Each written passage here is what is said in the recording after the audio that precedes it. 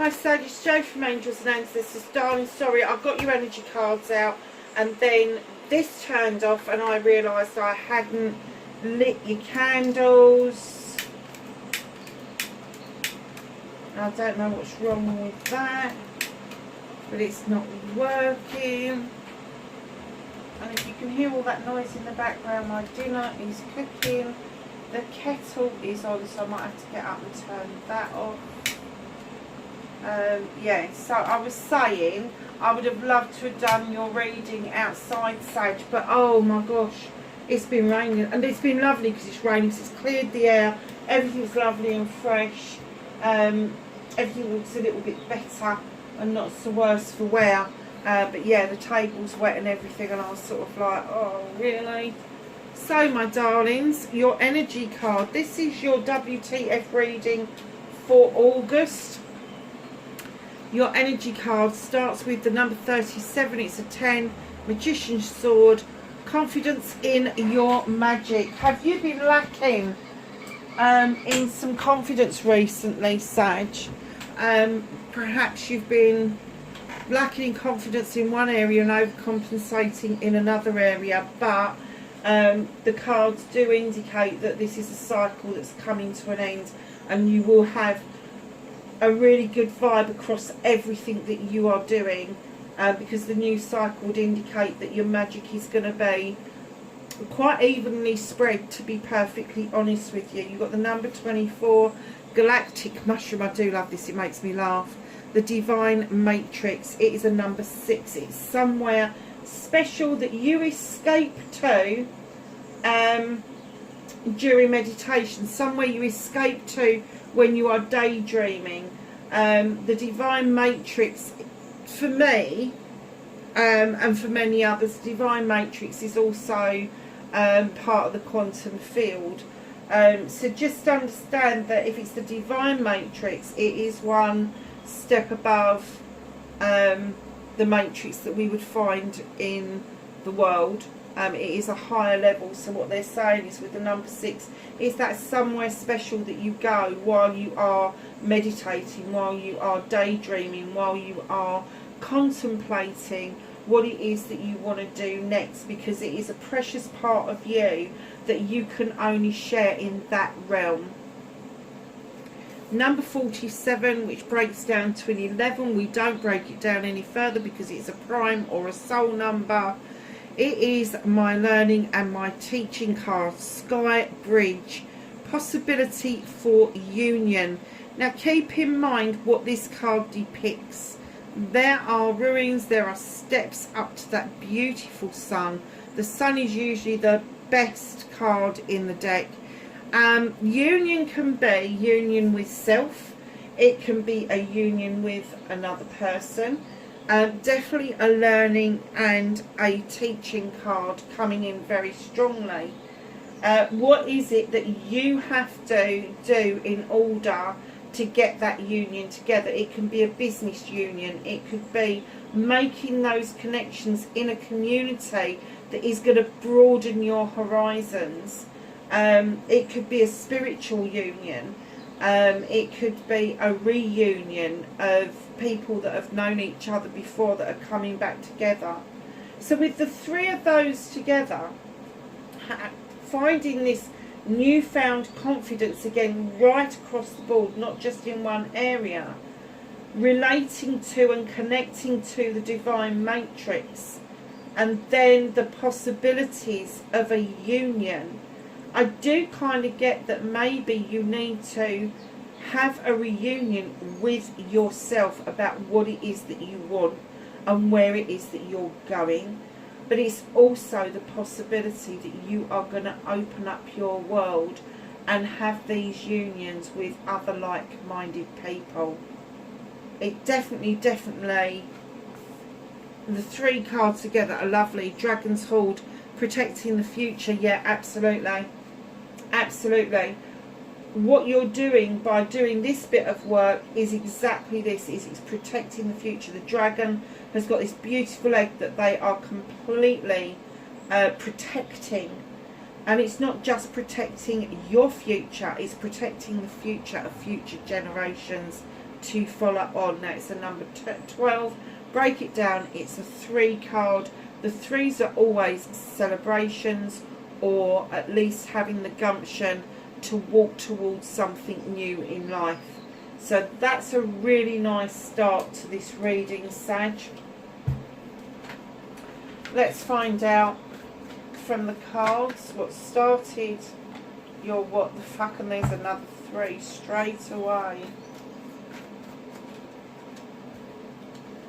Facing your fears and taking your power back.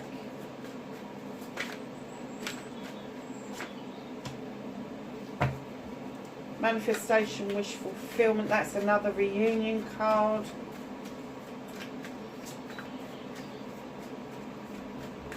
Movement and journey, where the fuck you need to be, Sag.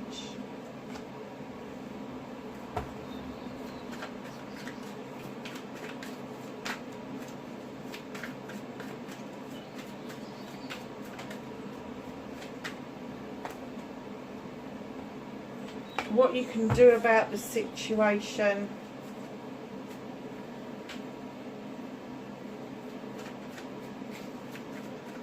What's out of your hands, Sag? Thank you. Came out nice and clear.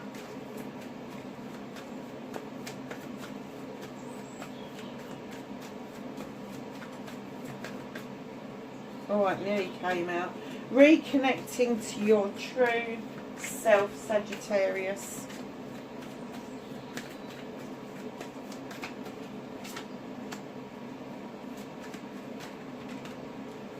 And your outcome.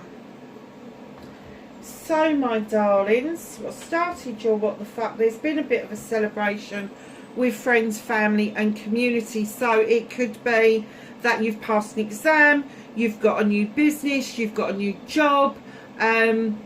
It could be that there's something that's happened within the community and you've all been celebrating it together. And if it's with friends, it could be just a celebration of being friends, but it's a significant one. So you've been out and about and you've been celebrating, you've been raising that glass with people, you've been enjoying people's companies. What a nice card to start the reading with. So facing your fears and taking your power back. 3 of Wands is facing your fears, darlings, and what it's telling me is that you've been waiting too long. You've been waiting on the dot for something to happen. It's not happening. It's now time to take action. And what they're saying to you is cleanse and clear with the Star all the way by stepping in the waters, the eternal waters, for healing. Now, healing is not one and done. Healing is an ongoing process, and one bit of healing can lead to another bit of healing. But as you do that healing, you clear out that debris, clear out that data that we are all left with, and watch your star grow, watch your wishes and your dreams come into play. Because what happens is when you do cleansing and clearing or healing, you make room for the new to come in around you. So that is taking your power back. When you take those steps, and you don't have to go to a healer or a cleanser and clearer in order to do that for yourself. You can actually do this for yourself in your own space, in your own way. You do not have to rely on anybody, but you do need to take action, darlings, in order to move yourself through so those manifestations come to fruition. Manifestation, wish fulfillment, why it may be fucked. You have got the 6 of Chalices. It's definitely not fucked, but there is a bit of a cautionary tale here. You've got my reunion, my reminiscence card. This is thinking about the past. This is thinking about old friends, old colleagues, maybe family members even. But just remember, when you're reminiscing, when you are doing this reunion stuff, that when you come together, what you remember may be slightly different to everybody else, because everybody has their own viewpoint on the same issue or the same event.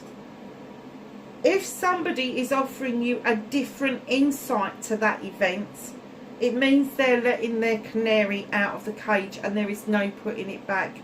Once they start saying what they're going to say, good, bad or indifferent, the canary is out of the cage, and it may stir up some bits and pieces for you.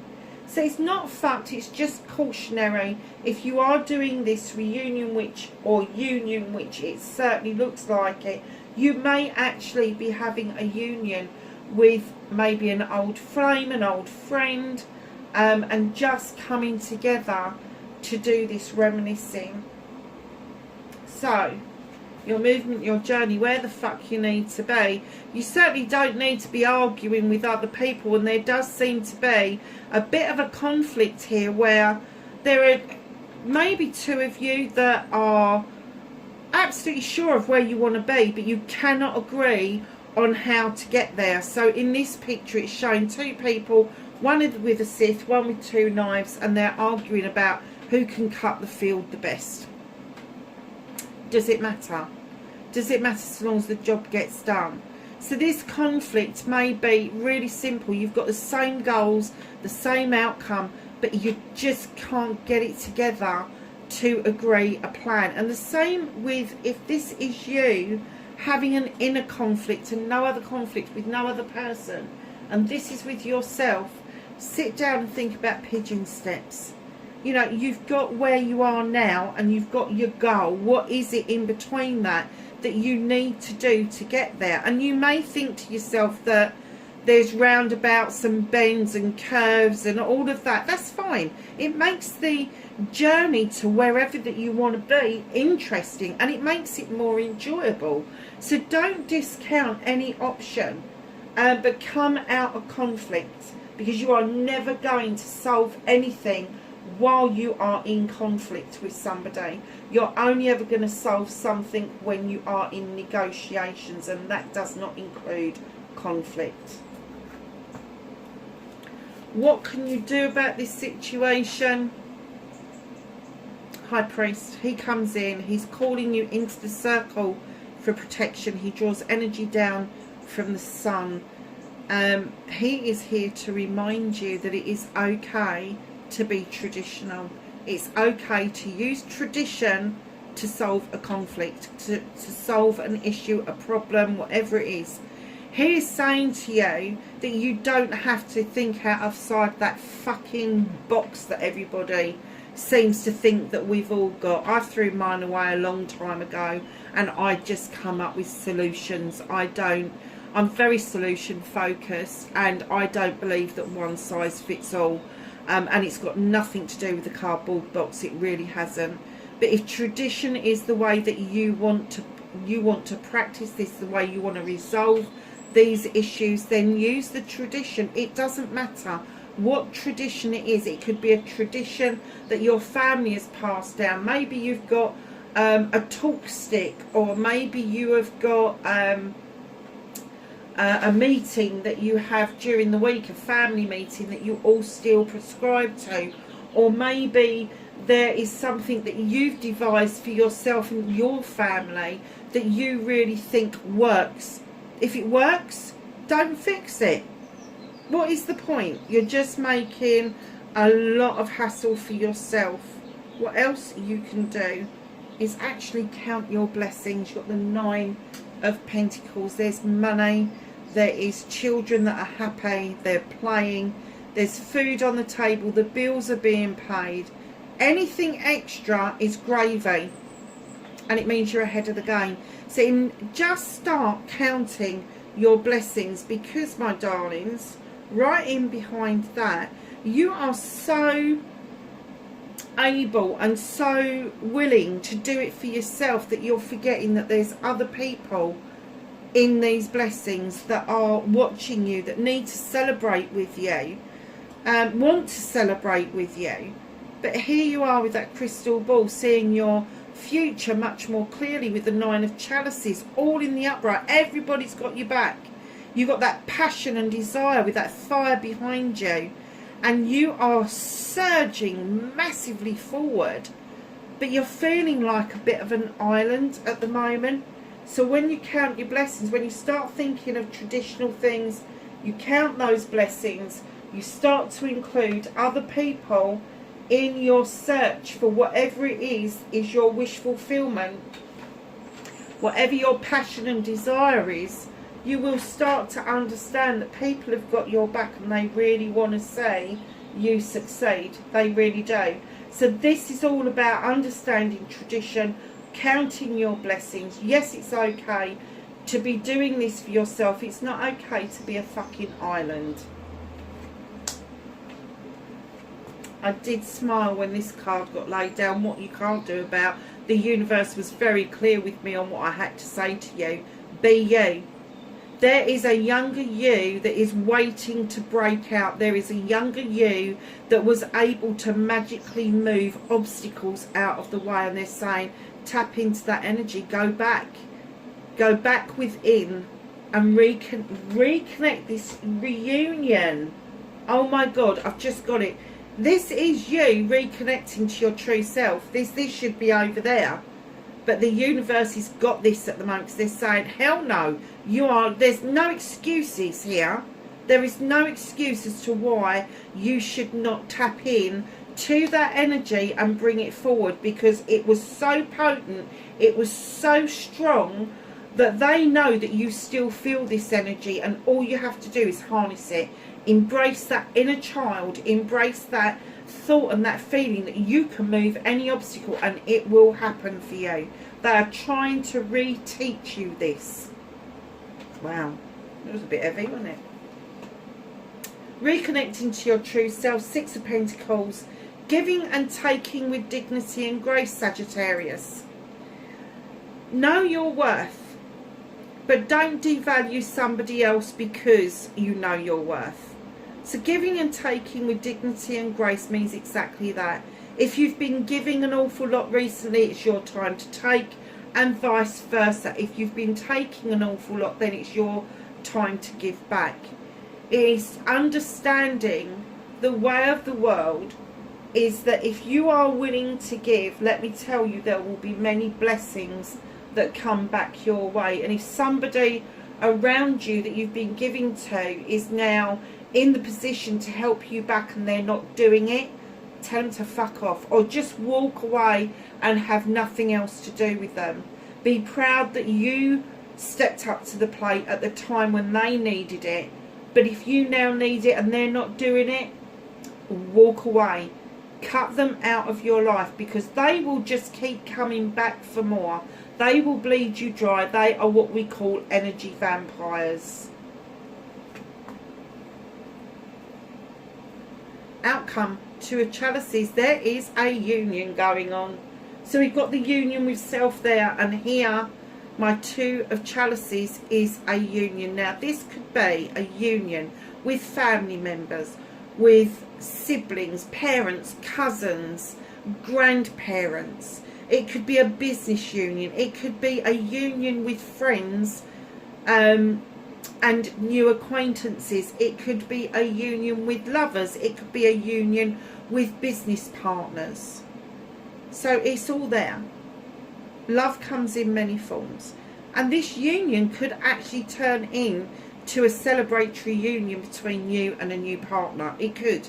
It's more than a possibility, because this whole fucking reading has been about celebrations and unions.